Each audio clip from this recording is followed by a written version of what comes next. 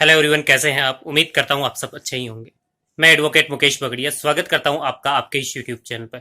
यदि आप इस चैनल पर नए हैं और आपने अभी तक इस चैनल को सब्सक्राइब नहीं किया तो आप चैनल को सब्सक्राइब करें। साथ ही आप बेल आइकन भी अवश्य दबाएं ताकि आपको मिलती रहे मेरे प्रत्येक वीडियो की जानकारी। आज हम कुछ ऐसे सवालों की बात करेंगे जो मुझे कॉमेंट के माध्यम से पूछे गए हैं, जिनमें पहला सवाल है कि एलएलबी करने के लिए किस विषय से ग्रेजुएट होना चाहिए या 12th पास होनी चाहिए। और जिनमें दूसरा सवाल ये है कि एलएलबी करने के लिए ग्रेजुएशन में कितने प्रतिशत मार्क्स होने चाहिए, या फिर अगर आप बीएलएलबी कर रहे हैं तो 12th में कितने प्रतिशत मार्क्स होने चाहिए। देखिए, हम इन दोनों सवालों के जवाब जाने इससे पहले मैं आपको ये बता दूं, लॉ में ग्रेजुएट होने के लिए या एडवोकेट बनने के लिए एलएलबी करनी होती है। एलएलबी दो तरह की होती है, जिनमें एक 12वीं के बाद बीएलएलबी और ग्रेजुएशन के बाद एलएलबी की जाती है। तो यदि आप 12वीं पास है और लॉ फील्ड में कैरियर बनाने चाहते हैं तो ऐसी दशा में आपको बीएलएलबी करनी होती है। और यदि आपने ग्रेजुएशन कर लिया यानी ग्रेजुएट कंप्लीट हो चुकी है तो ऐसी दशा में यदि आप लॉ फील्ड में अपना कैरियर बनाना चाहते हैं या एडवोकेट बनना चाहते हैं या किसी भी ऐसी पोस्ट पे जाना चाहते हैं जो लॉ फील्ड की हो, तो ऐसी दशा में आपको एलएलबी करनी होती है।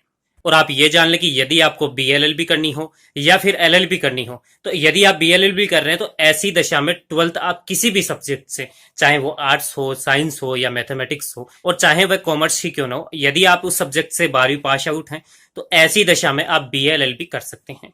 बीएलएलबी करने के लिए यदि आपको किसी अच्छी कॉलेज में, गवर्नमेंट कॉलेज में एडमिशन लेना होता है तो दशा में आपको इंट्रेंस टेस्ट भी देने होते हैं। बीएलएलबी 5 साल की होती है और ये जान ले कि ये 12वीं के बाद होती है। जबकि आप एलएलबी करना चाहते हैं और आप ग्रेजुएट हैं तो आप ये जान ले कि यदि आप किसी भी विषय से, चाहे वो साइंस हो, मैथ हो या आर्ट हो या कॉमर्स हो, यदि आप ग्रेजुएट हैं तो ऐसी दशा में आप एलएलबी कर सकते हैं। एलएलबी के मामले में भी वही व्यवस्था लागू होती है। इंट्रेंस टेस्ट आपको तभी देना होता है जब आप सरकारी कॉलेज में एडमिशन लेना चाहते हैं। यदि कोई प्राइवेट कॉलेज है तो लगभग ऐसे ही कॉलेजों में इंट्रेंस टेस्ट देना नहीं होता है। हालांकि कुछ नामी प्राइवेट कॉलेज हैं, आपको इंट्रेंस टेस्ट देने होते हैं। और इसके साथ साथ आप ये भी जान ले कि यदि आपने 12वीं पास कर ली है और आप बीएलएलबी करना चाहते हैं तो ऐसी दशा में आपके 12वीं में कम से कम 50% होने अनिवार्य हैं। हालांकि अलग अलग यूनिवर्सिटीज के अलग अलग रूल्स हैं, इनमें लगभग 50% मार्क्स ही माने गए हैं। हालांकि एससी एसटी ओबीसी को इनमें कुछ छूट प्रदान की गई है। ये जो मैंने प्रतिशत आपको बताए, अलग अलग यूनिवर्सिटीज में अलग अलग जो भी कॉलेजेस हैं उनमें अलग अलग क्राइटेरिया है। कई में 50 हैं, कई में 55 भी हैं, लेकिन सामान्यतः अगर देखा जाए तो 50% मांगे जाते हैं। जबकि यदि आपकी ग्रेजुएशन कंप्लीट हो गई तो ऐसी दशा में यदि आप एलएलबी करना चाहते हैं तो आपको ग्रेजुएशन में 45% मार्क्स अनिवार्य होते हैं।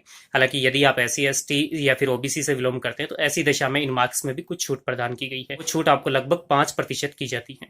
तो आज के इस वीडियो में हमने ये जाना कि बीएलएलबी क्या होती है, एलएलबी क्या होती है। तो बीएलएलबी तो 12वीं के बाद की जाती है, एलएलबी ग्रेजुएट होने के बाद की जाती है। यदि आप 12वीं पास हो गए हैं तो ऐसी दशा में 12वीं किसी भी विषय से और 12वीं में 50% से ऊपर आपके मार्क्स हैं तो आप बीएलएलबी कर सकते हैं। यदि आप ग्रेजुएट हो गए हो और किसी भी विषय से आप ग्रेजुएट हैं और आपके 45 मार्क्स हैं तो आप एलएलबी कर सकते हैं। इसके साथ साथ आप ये भी जान लें कि कई बार ये भ्रम पैदा होता है कि एडवोकेट के रूप में इनरोल होने के लिए क्या कोई आयु सीमा निश्चित की गई है। तो मैं आपको ये बता देता हूं कि एडवोकेट के रूप में इनरोल होने के लिए किसी भी प्रकार की कोई आयु सीमा निश्चित नहीं की गई है। यानी आपकी एज 40 वर्ष है या 45 वर्ष है, उसके बाद भी आप स्टेट बार काउंसिल में, यदि आप लॉ ग्रेजुएट हैं यानी बीएलएलबी कर लिए या फिर आपने एलएलबी कर लिए, तो ऐसी दशा में आप एडवोकेट के रूप में इनरोल करा सकते हैं। उम्मीद करता हूं आज का ये वीडियो आपको पसंद आया होगा। आप इस वीडियो को ऐसे लोगों तक भी पहुंचाएं जिन्हें कानून की जानकारी की आवश्यकता है। धन्यवाद।